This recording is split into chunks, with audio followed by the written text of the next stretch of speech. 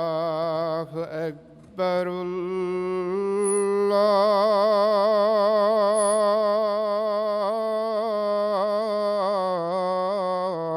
الله أكبر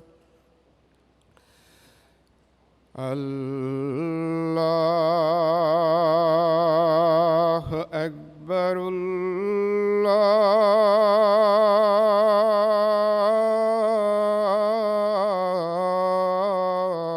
الله أكبر أشهد أن لا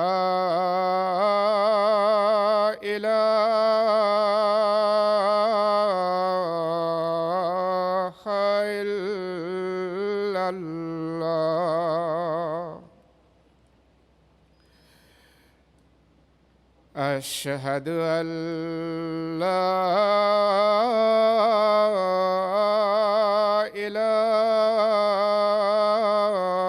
إله إلا الله أشهد أن محمدًا رسول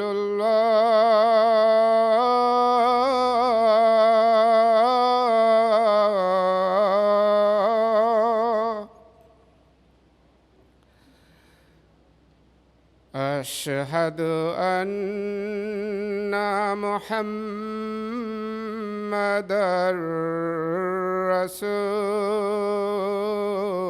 رسول الله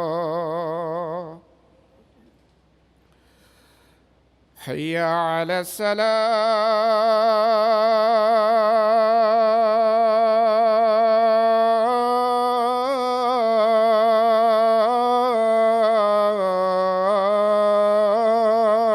الصلاة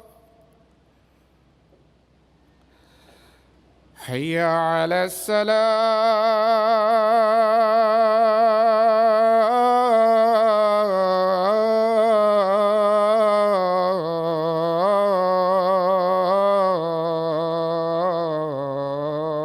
الصلاة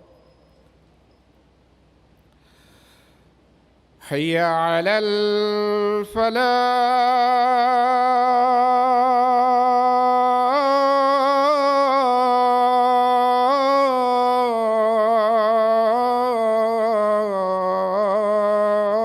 الفلاح حي على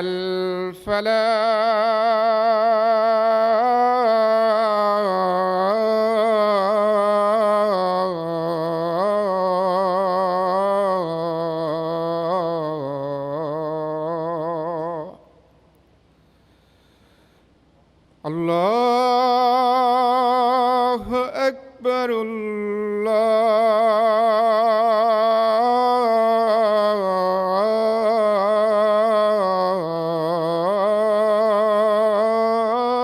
الله أكبر لا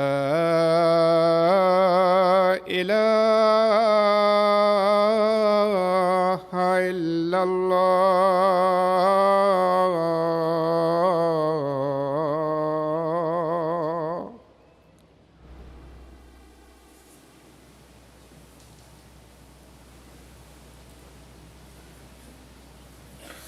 السلام علیکم ورحمۃ اللہ۔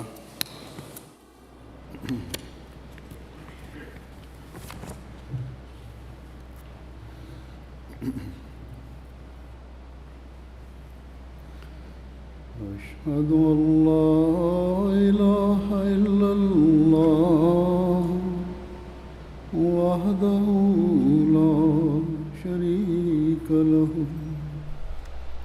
وأشهد أن محمدًا عبده ورسوله أما بعد فأعوذ بالله من الشيطان الرجيم بسم الله الرحمن الرحيم الحمد لله رب العالمين الرحمن الرحيم مالك يوم الدين إياك نعبد وإياك نستعين اهدنا الصراط المستقيم صراط الذين أنعمت عليهم غير المغضوب عليهم ولا الضالين.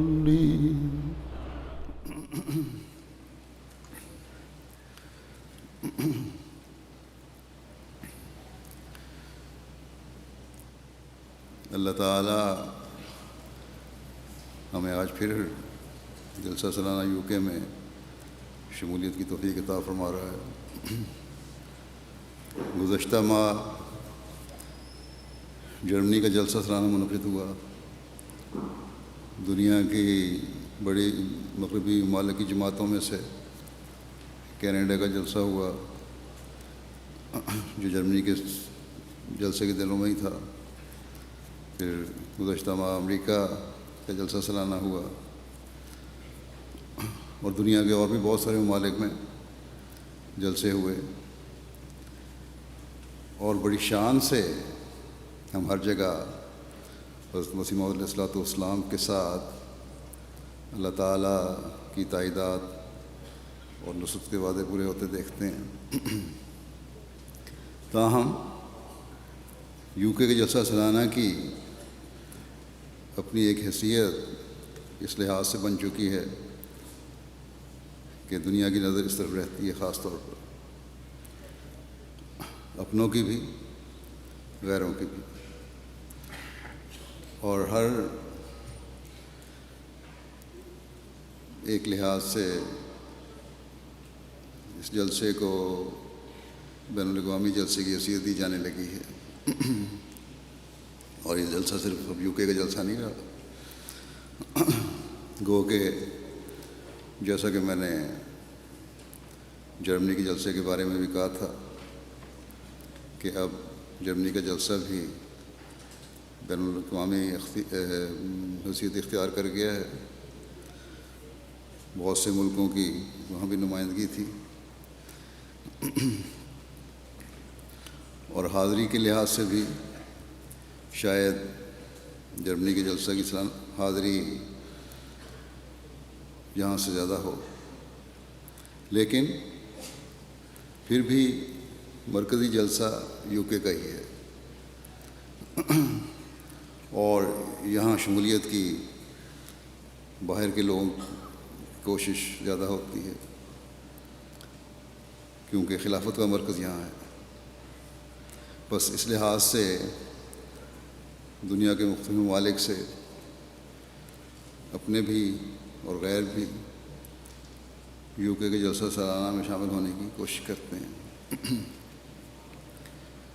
اس لحاظ سے یہاں جلسے کے کارکنان کی ذمہ داری بھی بہت بڑھ جاتی ہے. اور پھر یہاں جو یہ عارضی شہر بنایا گیا ہے حدیقۃ المہدی میں، اس کے انتظامات بھی خاص توجہ کو تقاضا کرتے ہیں. بس اس لحاظ سے جیسا کہ میں کارکنوں کو ان کی ڈیوٹیوں اور ذمہ داریوں کی طرف توجہ دلایا کرتا ہوں، تو اس وقت میں اس حوالے سے پہلے بات کروں گا. اللہ تعالیٰ کے فضل سے یو کے میں رہنے والے احمدی، بوڑھے، جوان، بچے، عورتیں، لڑکیاں گزشتہ 35 سال سے جب سے کہ خلافت کا مرکز یہاں منتقل ہوا اور جلسوں کا انعقاد خلیفہ وقت کی موجودگی میں ہوا، جلسے کے انتظامات کر رہے ہیں اور ڈیوٹیاں بڑی خوش دلی سے دے رہے ہیں. گو کہ جلسہ سالانہ کی تاریخ یو کے کی بھی بہت پرانی ہے، لیکن اس وقت کے جلسے تو اب شاید یہاں کے ایک حلقے کی ماہانہ میٹنگ سے بھی تعداد کے لحاظ سے کم ہوتے ہوں گے۔ اس لیے میں نے گزشتہ 35 سالہ تاریخ کا حوالہ دیا ہے، جو خلافت احمدیہ کے مرکز کی یو کے میں جلسوں کی تاریخ ہے۔ تو بہرحال ابتدا میں جو جلسے منعقد ہوئے ان میں حضرت خلیفہ مسیح رابع رحمہ اللہ تعالیٰ خود بہت زیادہ رہنمائی کرتے تھے، ان کو بہت محنت کرنی پڑی یہاں انتظامات بتانے کے لیے۔ پاکستان کے بعض عہدیداران کی بھی مدد لینی پڑی جنہوں نے یہاں کی انتظامیہ کے ساتھ مل کر کام کیا۔ لنگر کا انتظام ایک بہت بڑا انتظام ہے، یہاں وسائل اور سہولت بھی پاکستان کی طرح نہیں ہے، اس طرح جس طرح ہم کام کرنا چاہتے ہیں۔ اس لیے 4-5 ہزار کا انتظام کرنا بھی شروع میں ان کے لیے مشکل تھا، اور اس طرح ہی تھا جس طرح کے 2-2.5 لاکھ کا انتظام کر رہے ہیں۔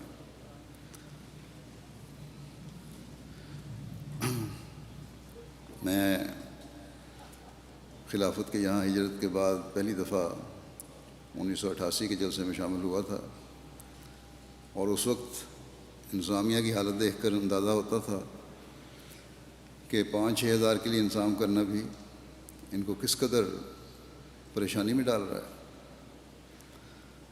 بہرحال آج ہم دیکھتے ہیں کہ انتظامات میں یہاں کے کارکنان شاید روا کے کارکنان کی مدد کی صلاحیت بھی رکھتے ہیں۔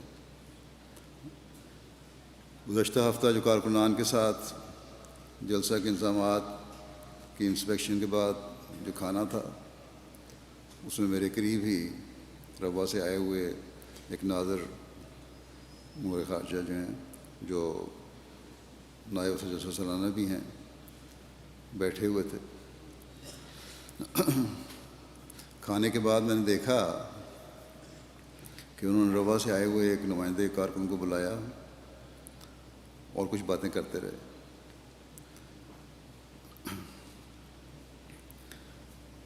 ان سے میں نے پوچھا کہ کیا مسئلہ پیدا ہو گیا ہے۔ کہنے لگے کہ یہ روٹی جو ہم کھا رہے ہیں لنگر کی، یہ بڑی اچھی روٹی ہے کوالٹی میں، اور ہم ربا میں روٹی پکانے کا جو ٹرائل کرتے ہیں وہاں بھی اللہ کے فضل سے مستقل ٹرائل ہوتے ہیں، لنگر خانے عارضی طور پر 1 آدھ دن کے لیے چلائے جاتے ہیں تاکہ مشینوں کو چالو رکھیں اور کام کی عادت بھی رہے، ڈیوٹیوں کی عادت بھی رہے۔ تو بہرحال کہتے ہیں کہ وہاں ہماری جو روٹی ہے وہ اس معیار کی نہیں ہوتی۔ تو کہنے لگے میں اس کارکن کو کہہ رہا تھا کہ یہاں کے روٹی پلانٹ والوں سے اس روٹی کے معیار اور کا پتہ کریں کس طرح بناتے ہیں، آٹے اور پانی کی نسبت کیا ہے، یہ بڑا کاؤنٹ کرتی ہے آٹے اور پانی کی نسبت، ان سے نسخہ پوچھو۔ تو اللہ تعالیٰ کے فضل سے اب ہمارے یہاں کام کرنے والے اپنے تجربات کے بعد اتنے ماہر ہو گئے ہیں کہ ان کی روٹی ربا کے افسران کو بھی پسند آنے لگ گئی ہے۔ اس دفعہ روٹی پلانٹ میں کام کرنے والے نوجوان انجینئرز نے آٹا گندائی کی مشین میں بھی بعض امپروومنٹس کی ہیں، جس سے آٹا نکالنے میں مزید آسانی پیدا ہوئی ہے۔ روٹی پلانٹ کے انچارج اور یہ انجینئر نوجوان ہیں، وقف نو بھی ہیں، جو اس پر کام کر رہے ہیں، اور ان کی ٹیم کے افراد بھی، وہ اس کوشش میں اب ہیں کہ اس کو مزید بہتر کیا جائے اور آٹا گندائی کی مشین سے لے کر پکوائی کی مشین تک آٹا پہنچتا رہے براہ راست، اور اس وقت جو کارکنوں کو بالٹیوں کے ذریعے آٹا پہنچانا پڑتا ہے وہ جو واسطہ ہے وہ ختم ہو جائے۔ اس کا مطلب یہ نہیں کہ ہم اس آٹومیشن کی وجہ سے کارکنوں کو خدمت سے محروم کر دیں گے۔ یہ کارکن دوسری بہتر خدمت پر لگا دیے جائیں گے انشاءاللہ تعالی، اور یہی ہمارا امتیاز ہے جماعت کا کہ 55 سے لے کے بڑے ہوتے تک ہمارے کارکنان بڑی خوش دلی سے ہر کام میں اپنی بہترین صلاحیتوں کے ساتھ کام کرنے کی کوشش کرتے ہیں۔ تو بہرحال میرا یہ بیان کرنے کا مقصد یہ ہے کہ کہاں تو وہ وقت تھا کہ 4-5 ہزار کھانا کھلانا انسامیہ کے لیے ایک چیلنج ہوتا تھا، اور 90% روٹی بازار سے خریدی جاتی تھی۔ ایک چھوٹا سا سیکنڈ ہینڈ روٹی پلانٹ لیا گیا تھا جو تھوڑی تھوڑی دیر بعد خراب بھی ہوتا رہتا تھا۔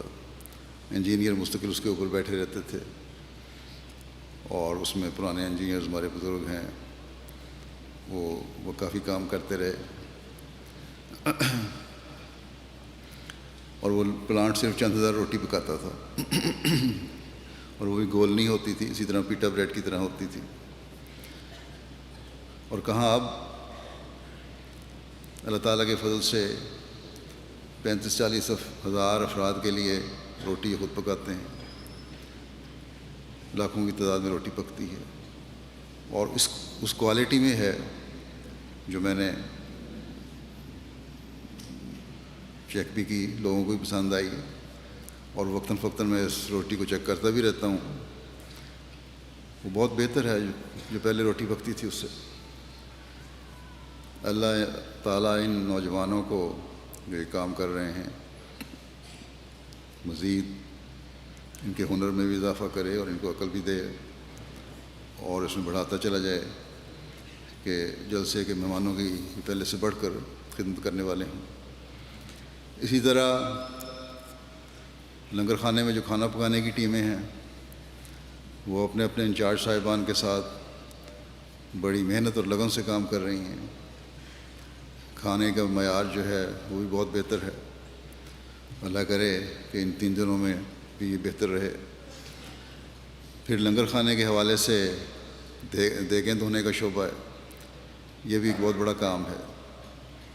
ان کو چند سال پہلے جرمنی سے ہمارے احمدی انجینئرز کی بنائی ہوئی دیگیں دھونے کی مشین منگوا کر دی گئی تھی، جو جرمنی والوں تو ان کو بڑا پسند کرتے ہیں، بڑی کامیاب ہے وہاں، اور بڑے قائل ہیں اس کے کہ بڑی جلدی یہ مشین دیگ دھو کر خود ہی باہر نکال دیتی ہے۔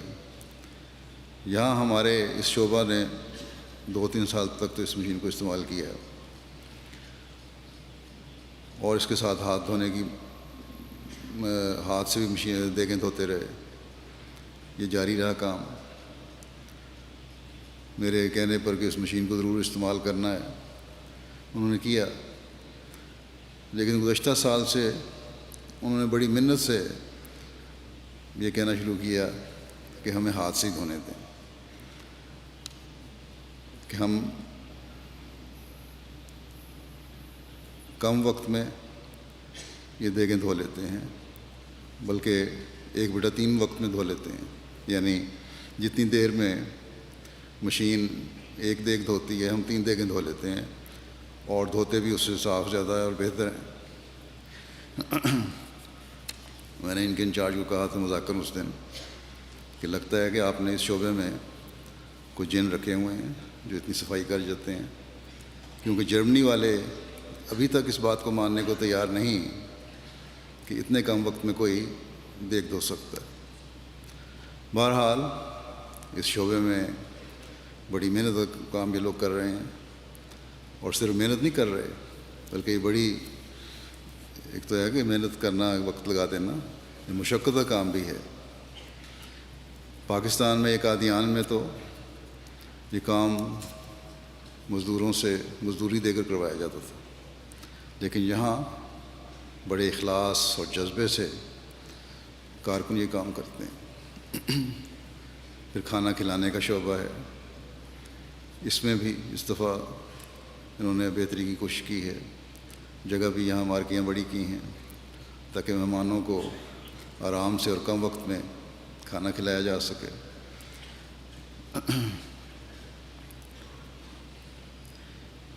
پھر دوسرے شعبے ہیں،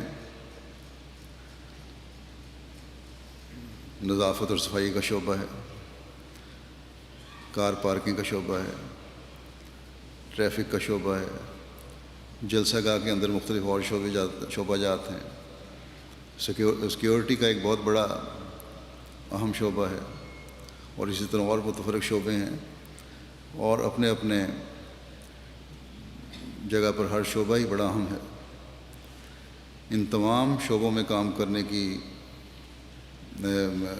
نئے ہزاروں کارکنان جو ہیں ان کو کام کرنے کی توفیق مل رہی ہے، اسی طرح کارکنات ہیں ان کو کام کرنے کی توفیق مل رہی ہے۔ اللہ تعالیٰ ان سب کو آسن رنگ میں کام کرنے کی توفیق عطا فرمائے۔ اور جس طرح کہ میں ہمیشہ کہا کرتا ہوں کارکنوں کو کہ آپ کا کام ہے کہ جس شوق اور جذبے سے آپ نے اپنے آپ کو حضرت مسیح موعود علیہ الصلوۃ والسلام کے مہمانوں کی خدمت کے لیے پیش کیا ہے، اس جذبے کو آخر وقت تک قائم رکھیں۔ جلسے کے بعد بھی وائنڈ اپ کا شعبہ ہوگا اور اس میں ایک ہفتہ تقریباً کام کرنا پڑتا ہے، اور اس بات کا اظہار کہ جذبے کو آپ نے قائم رکھا ہے، آپ لوگوں کے چہروں کی مسکراہٹوں اور مہمانوں کے ساتھ عزت و احترام سے پیش آنے سے ہوگا۔ بس کارکنان اور کارکنات جو اس جلسے کے مہمانوں کی خدمت پر مختلف جگہوں پر کام کر رہے ہیں، اس بات کو ہمیشہ ان کو یاد رکھنا چاہیے وہ اس جلسے میں دوہرا ثواب کما رہے ہیں اور برکات سے فیض یاب ہو رہے ہیں، ایک جلسہ سالانہ میں شامل ہو کر، اور دوسرے اور اس کی جلسہ سالانہ کی جو برکات ہیں اس سے فیض پا کر، اور دوسرے حضرت مسیح موعود علیہ الصلوۃ والسلام کے مہمانوں کی خدمت کر کے ان برکات کو حاصل کر رہے ہیں۔ مہمان نوازی اللہ تعالیٰ کو بھی پسند ہے، اتنی پسند ہے کہ اس کا ذکر حضرت ابراہیم علیہ السلام کے حوالے سے قرآن کریم میں بھی 2 مرتبہ فرمایا اللہ تعالیٰ نے۔ اگر مہمانوں کو کھانا پیش کرنا کوئی معمولی بات ہوتی تو مہمانوں کے آنے کے ذکر پر ہر دفعہ ان کو کھانا پیش کرنے کا ذکر نہ ہوتا، اور پھر یہ کہ سلام دعا کے بعد جو پہلا کام کیا وہ فوری طور پر بھنا ہوا بچڑا پیش کر دیا۔ اللہ تعالیٰ فرماتا ہے کہ فما لبث ان جاء بعجل حنیذ،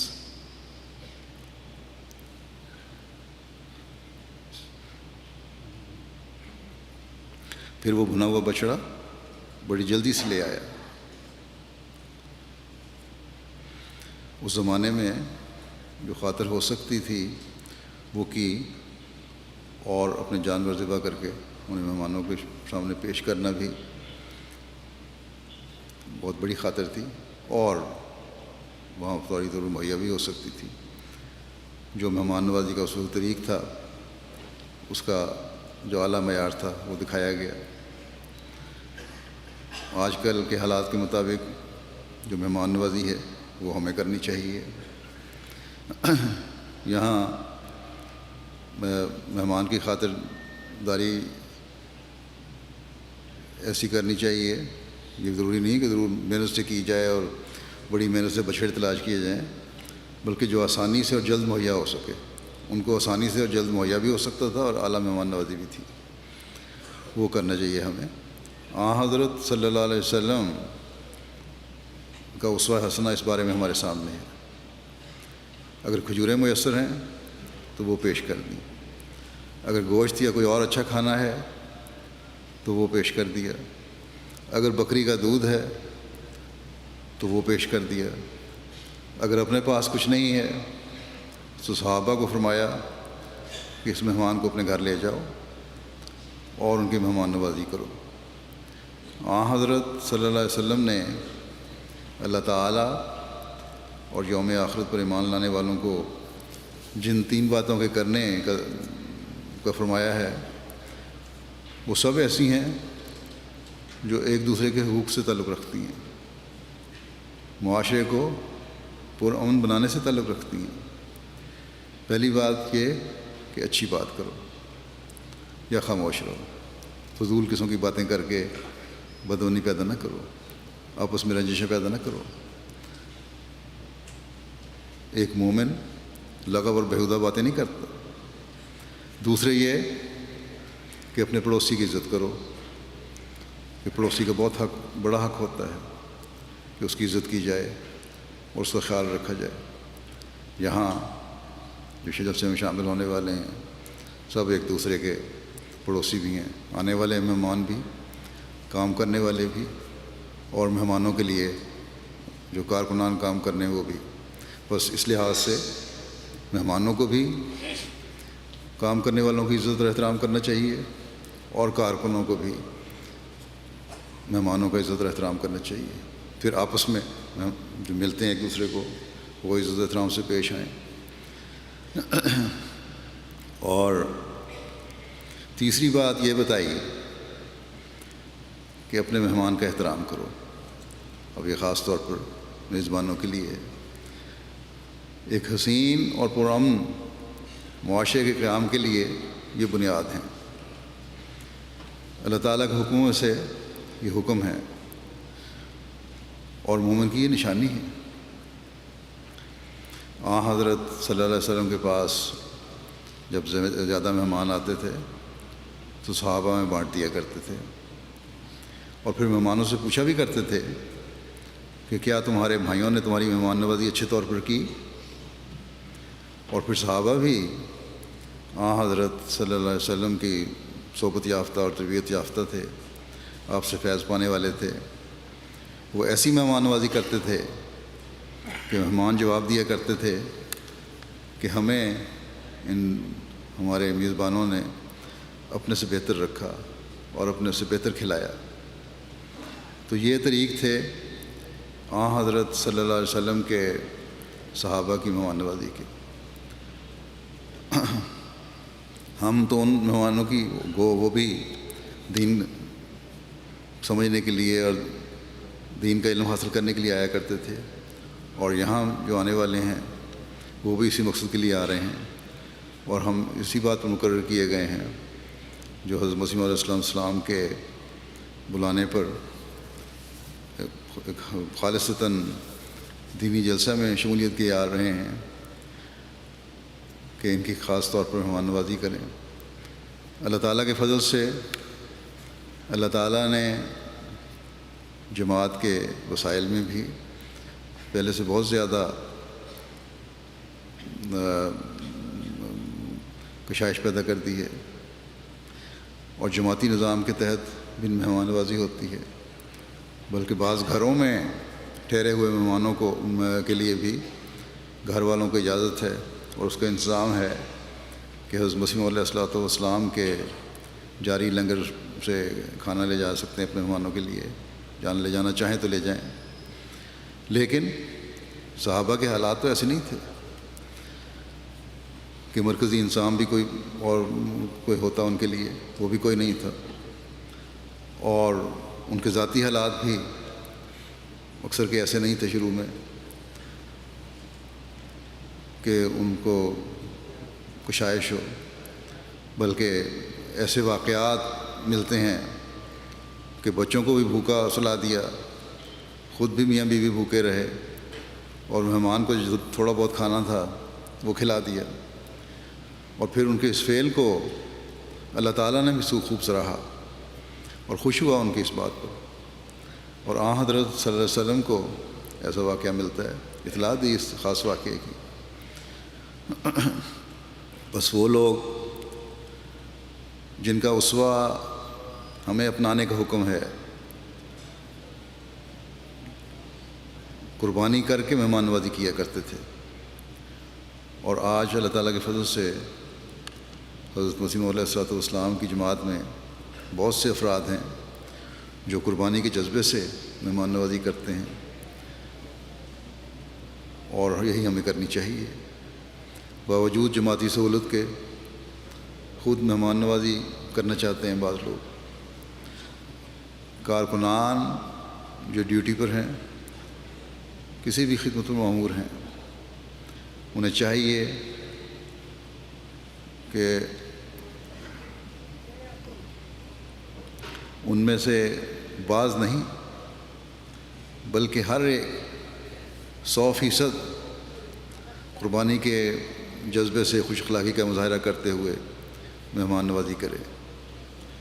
جیسے کہ میں نے کہا کہ اب بھوک کی قربانی تو ہم سے نہیں مانگی جا رہی، اس وقت جو قربانی ہے اور کارکنان جو قربانی کرتے ہیں وہ وقت کی قربانی ہے، لیکن اس کے ساتھ ہی جذبات کی قربانی بھی مانگی جاتی ہے۔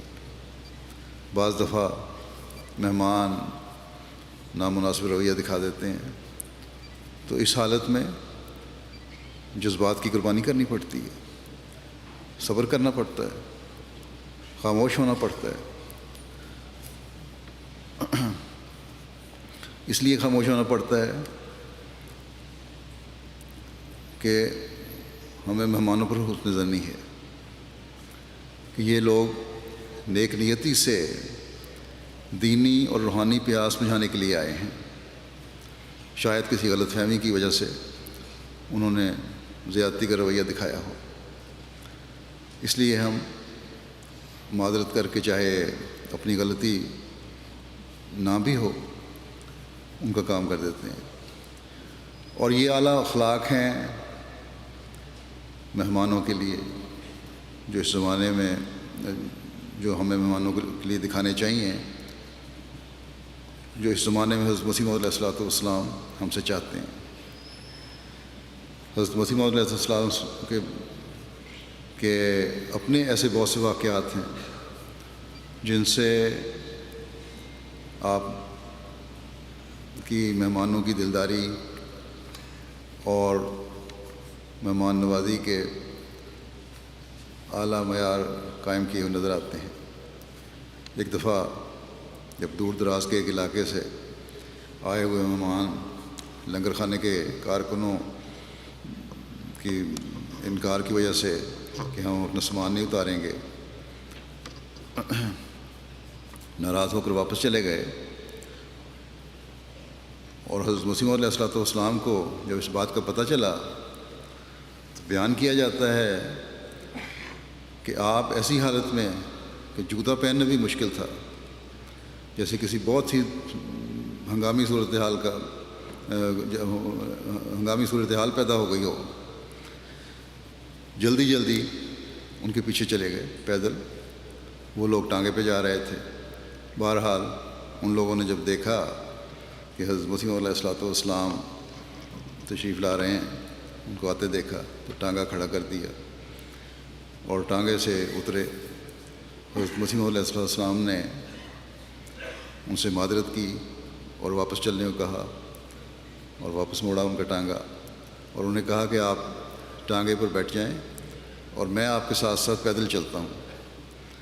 بہرحال مہمان بھی شرمندہ ہوئے اور ٹانگے پر نہ بیٹھے بلکہ پیدل ہی چلتے رہے۔ آخر جب لوگ واپس لنگر خانے آئے تو حضرت مسیح علیہ الصلوۃ والسلام نے خود ان کا سامان اتارنا شروع کیا، اس کے لیے ہاتھ بڑھایا۔ اس پر خدام جو پہلے ہی شرمندہ ہو رہے تھے وہ فوری طور پر آگے بڑھے اور ان مہمانوں کا سامان اتارا۔ حضرت مسیح موعود علیہ السلام اس وقت تک وہاں موجود رہے جب تک کہ ان کی رہائش اور کھانے کا تسلی بخش انتظام نہیں ہو گیا۔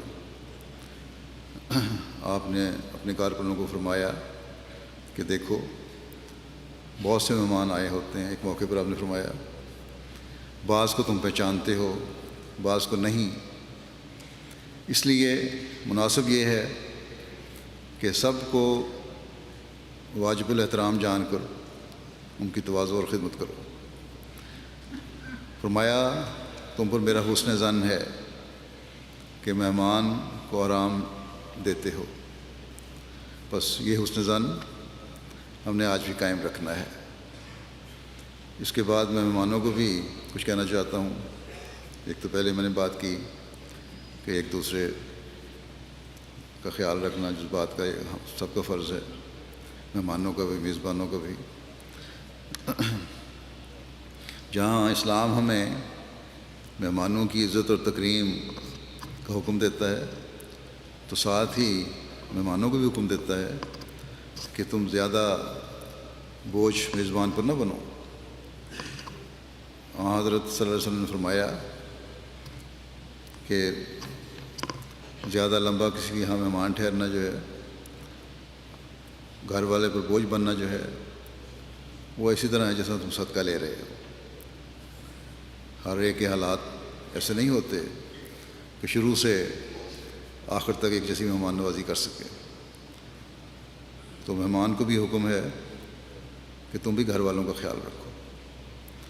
اگر زیادہ قیام ہے تو پھر اس طرح رہو جس طرح گھر والا رہتا ہے، اور گھر والوں کی کام کاج میں کوئی مدد کی ضرورت پڑے تو وہ بھی کر دینی چاہیے۔ ان ملکوں میں تو خاص طور پر عموماً تو لوگ کرتے ہیں، اور یہی ایک خوبصورت معاشرے کے لیے ضروری ہے، جہاں یہ احساس پیدا ہو جائے کہ دوسرا شخص ہم پر بوجھ ہے، وہاں خلوص اور محبت میں کمی آ جاتی ہے، اور جب اس میں کمی آ جائے تو پھر حالات پرسکون نہیں رہتے۔ بس مہمان کو بھی یاد رکھنا چاہیے کہ مہمان کا بھی یہ فرض ہے کہ اپنے ذمہ جو فرائض ہیں ان کو ادا کرے۔ اگر مہمان کا حق ہے کہ مہمان نوازی کی جائے، تو میزبان کا بھی حق ہے کہ مہمان پھر اس کو بھی کچھ اس کا حق ادا کرے اور اس کو بوجھ نہ بنے اس پر۔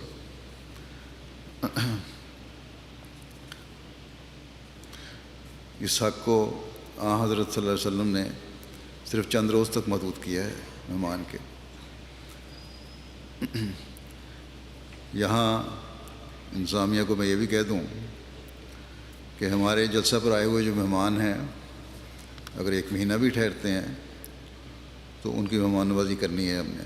اس سے یہ نہ سمجھیں کہ 3 یا 4 دن کے بعد ہم نے مہمان نوازی ختم کر دینی ہے۔ ایک حضرت مسیح علیہ السلام نے اپنے کاموں کے حوالے سے لنگر خانے کے قیام کو بھی اپنی شاخوں میں سے ایک شاخ قرار دیا ہے۔ اس لیے حضرت مسیح علیہ السلام کے لنگر میں آنے والے عالموں کے ساتھ جب بھی وہ آئیں، جلسے کے دنوں میں نہیں، عام حالات میں بھی اعلیٰ اخلاق کا مظاہرہ ہونا چاہیے۔ پھر ایک حکم حسین معاشرے کا جس پر مہمانوں کو خاص طور پر اس جلسے کے ماحول میں عمل کرنا چاہیے، وہ ہے سلام کو رواج دینا۔ حضرت صلی اللہ علیہ وسلم نے جنت میں جانے والوں کی ایک خصوصیت یہ بھی بتائی تھی کہ وہ سلام کو رواج دینے والے ہیں۔ پھر آپ نے فرمایا کہ جسے تم جانتے ہو یا نہیں جانتے تم ان کو سلام کرو۔ اور حضرت مسیح علیہ السلام نے بھی جلسے کے مقاصد میں سے ایک مقصد یہ بیان فرمایا تھا کہ تاکہ لوگ جمع ہوں، اور اس طرح جمع ہونے سے محبت کا رشتہ اور تعارف کا رشتہ آپس میں بڑھے۔ پس سلام اس محبت اور تعارف کے ذریعے کو بڑھانے کا ایک بہترین ذریعہ ہے۔ بھائی چارے اور تعارف کو بڑھانے کا، اور یہ ایک بہترین ذریعہ ہے۔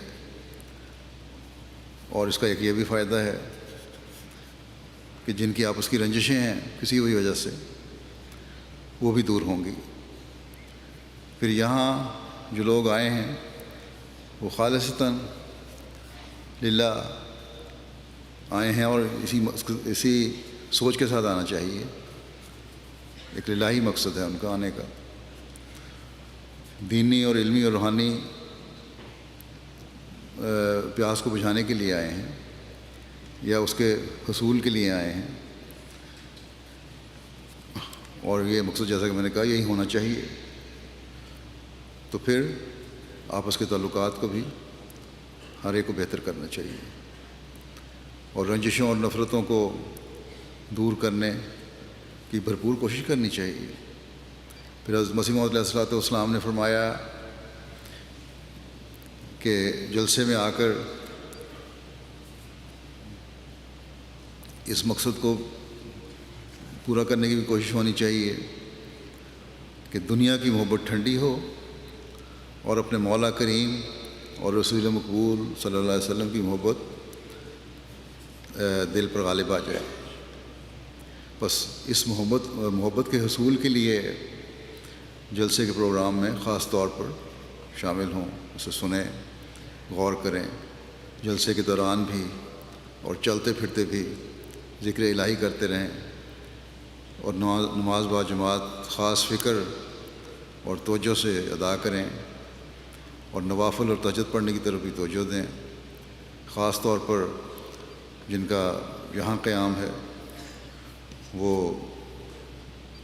اس ماحول کو پاکیزہ تر کرنے کی کوشش کرتے چلے جائیں، اپنی حالتوں میں بہتری پیدا کرنے کی کوشش کریں، اور جو صبح سے لے کے شام تک آتے ہیں ان کا بھی فرض ہے کہ اس مقصد کو پورا کرنے والے بنیں جو جلسے کا مقصد ہے، اور وہ یہی ہے کہ اللہ تعالیٰ کا قرب حاصل کرنے کی کوشش کی جائے، اس کے رسول صلی اللہ علیہ وسلم کی محبت دل میں بڑھائی جائے۔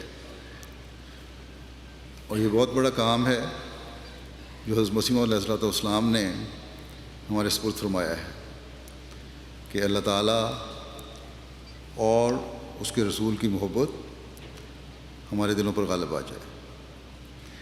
اگر جلسے میں شامل ہونے والے اس مقصد کو سامنے رکھ کر اس کے حصول کی بھرپور کوشش کریں گے تو سمجھیں آپ نے اپنے مقصد کو پا لیا، جلسے میں آنے کا مقصد پورا ہو گیا،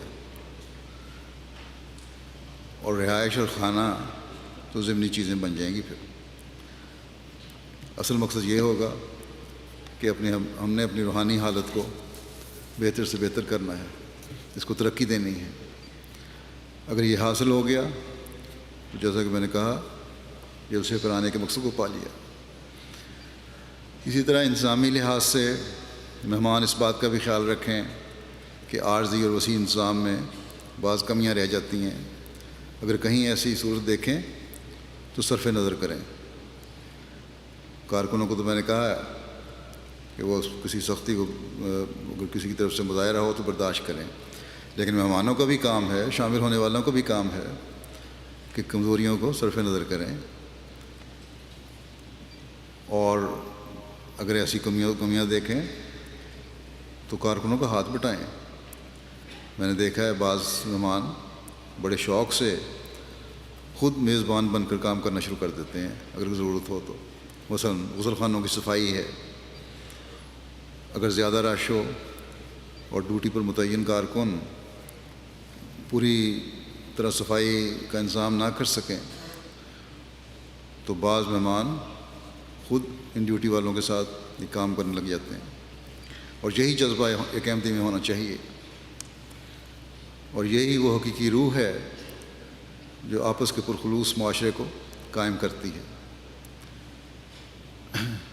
مہمان صرف کارکنان کو آزمانے اور امتحان لینے میں اپنا وقت ضائع نہ کریں، بلکہ اگر ضرورت ہو تو ہر شعبے میں جیسے کہ میں نے کہا مددگار بن جائیں۔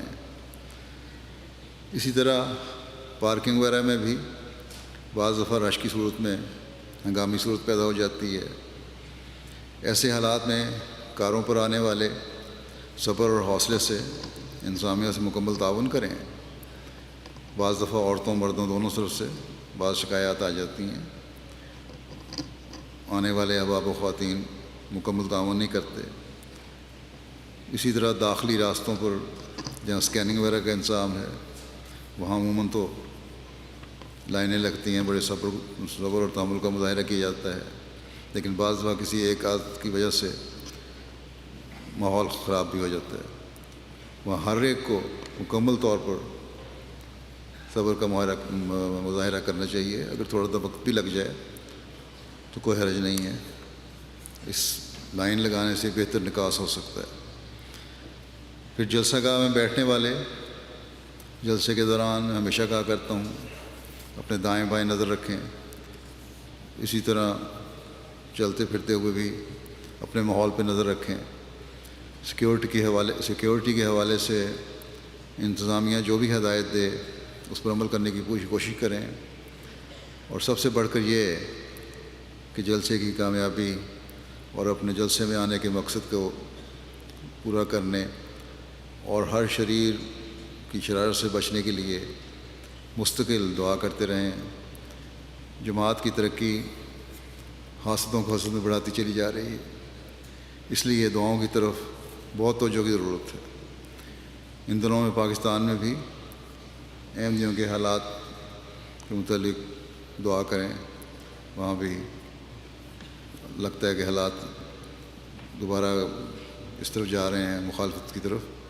اللہ تعالیٰ ان کو بھی امن کی زندگی عطا فرمائے، اللہ تعالیٰ ان کو ہر شر سے محفوظ رکھے،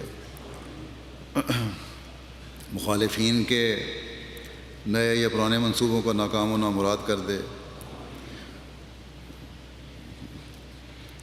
اس کے علاوہ بھی جلسے میں شامل ہونے والوں کو اس بات کی بھی یاد دہانی کروا دوں کہ اس سال بھی شعبہ جات جو ہیں مختلف ہمارے مرکزی آرکائیو کا شعبہ ہے، یا ریویو آف ریلیجنس کا ہے، یا مقصد تصاویر ہے، یا دوسرے شعبہ جات ہیں، انہوں نے اپنی نمائشوں کا اہتمام کیا ہوا ہے، اور کافی معلوماتی اور علمی نمائشیں ہوتی ہیں۔ اس کو بھی جو فارغ وقت ہو اس میں دیکھنے کی کوشش کریں۔ اس کے علاوہ ایک اعلان ہے MTA کی طرف سے بھی، ان کا آج ایک نئی ایپ لانچ ہوگی MTA انٹرنیشنل کی طرف سے، اور جو سمارٹ ٹی وی ایپ ہے، کسی بھی ملک میں اب اس ایپ کو ڈاؤن لوڈ کر کے LG، Philips, Amazon fire TV، Sony اور اینڈرائڈ کے ٹی وی سیٹس پر ڈش اینٹینا کے بغیر بھی MTA کے تمام چینلز یعنی MTA 1، MTA 2، MTA 3 اور MTA العربیہ، M3 العربیہ اور MTA افریقہ دیکھے جا سکتے ہیں۔ اس کے علاوہ اللہ تعالیٰ کے فضل سے امریکہ میں MTA پہلے ہی سیمسنگ پلیٹ فارم پر موجود ہے، تو یہ بھی اعلان تھا۔ اللہ کے فضل سے جو باہر کے رہنے والے ہیں وہ اس سے فائدہ اٹھا سکتے ہیں اس ایپ سے۔ ابھی جمعے کے بعد میں اس کا لانچ بھی کر دوں گا۔ اللہ تعالیٰ جلسے کو ہر لحاظ سے برکت فرمائے اور آپ سب کو اس سے بھرپور استفادے کی توفیق عطا فرمائے۔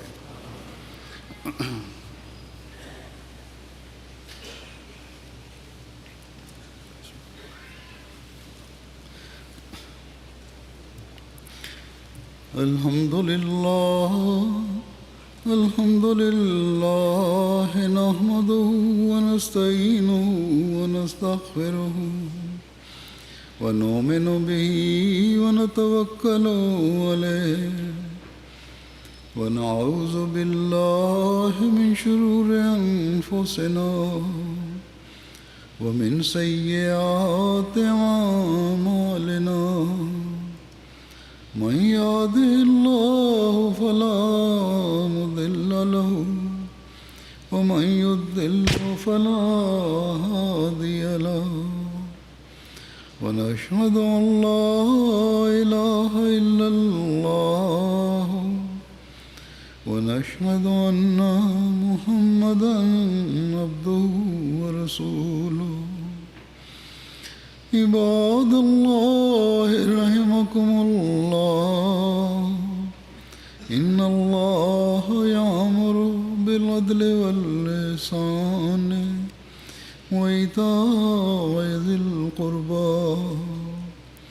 وينهى عن الفحشاء والمنكر والبغي يعظكم لعلكم تذكرون اذكروا الله يذكركم وادعوه